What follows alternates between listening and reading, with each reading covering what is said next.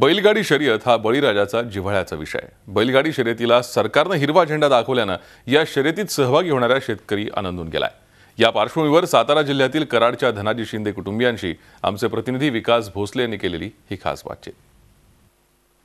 शासनानं बैलगाडा शर्यतीला मान्यता दिल्यामुळे राज्यातील सर्व शेतकरी आनंदित आहेत। विशेष म्हणजे पश्चिम महाराष्ट्रातील सातारा, सांगली, कोल्हापूर या 3 जिल्ह्यात बैलगाडी शर्यतीवाले शेतकरी ची संख्या प्रचंड प्रमाणात आहे। विशेषतः या ठिकाणी हजारो गाडी शौकीन आहेत आणि अशाच एक गाडी शौकीन म्हणजे शिंदे कुटुंबीय कराडचं आहे की या गाडी शौकीनांनी जवळजवळ शेकडो बक्षिसं ही राज्यस्तरीय मिळवलेली आहेत। आपल्यासोबत शिंदे कुटुंबीय आहेत की ते कसं जोपासना करतं या बैलांची हे आपण जाणून घेऊया। शिंदे साहेब, काय सांगाल? खरं सांगितलं तर प्राणीमित्रवाले म्हणतात छळ होतो, हा छळ होत नाही। त्यांनी येऊन शेतकऱ्यांच्या घरात बैल कसा सांभाळतो, खाद्य काय देतो, त्याला शेंगदाण पेंड देतो, उडीद देतो, त्याला मक्याची चुनी देतो, त्याला दूध पाजतो। आम्ही दूध पाजतो ही म्हणणार दारू पाजतोय। आता दारू जर पाजली तर तू बैल नीट पळेल का?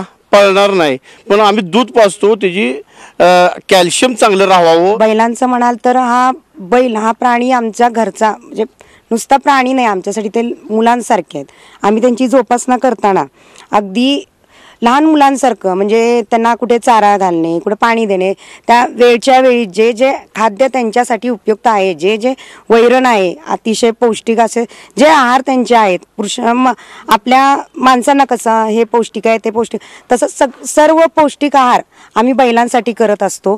त्यांची उभानिगा सगळी व्यवस्थित झालेली असते। आज बैलगाडी जसं बैल पळतात तर त्याच्या पाठीमागं तो एक बैल पळतो, पण त्याच्या पाठीमागं या पूर्ण कुटुंबियांच्या, त्याच्या मागे राहणाऱ्या कित्येक लोकांच्या ह्या भावना त्याच्या पाठीमागे असतात। शर्यत जिंकून आल्यावर जो आनंद असतो तो आम्हाला शब्दात व्यक्त करता येत नाही। एक आम्ही गड जिंकल्यासारखं असतं, एक कुठलं तरी मोठं काहीतरी केलंय असं वाटतं आणि बक्षिसांपेक्षा आम्हाला सार्थ अभिमान वाटतो की तो आमचा बैल आहे। बैलगाडी शर्यत चालू झाल्यामुळे ग्रामीण अर्थकारणाला एक नवीन गती मिळणार आहे।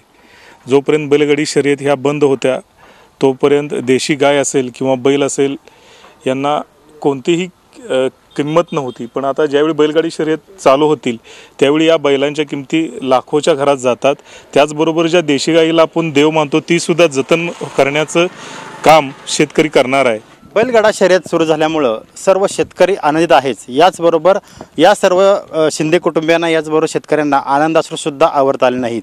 गेले 4 वर्ष बंद असलेल्या बैलगाडा शर्यत सुरू झाल्यामुळं याचा थेट परिणाम शेतकऱ्याची आर्थिक उन्नती होण्यास नक्की होईल असा विश्वास या सर्व शेतकऱ्यांनी व्यक्त केलेला आहे। कॅमेरा पर्सन सागर दंडवतेसह विकास भोसले, झी मीडिया, कराड, सातारा। झी 24 तास रहा एक पाऊल पुढे।